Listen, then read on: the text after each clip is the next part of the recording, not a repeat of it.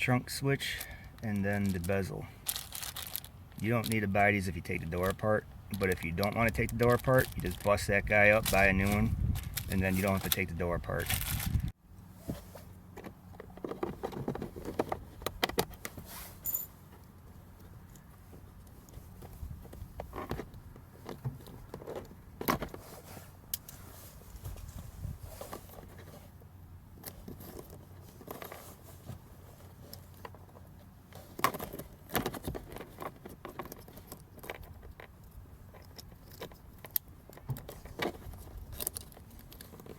That notch lines up with the notch in the door, so make sure you got the car oriented correctly on it.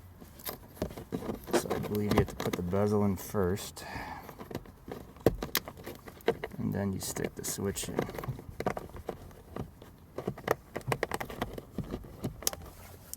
And that's it. Then take the door off.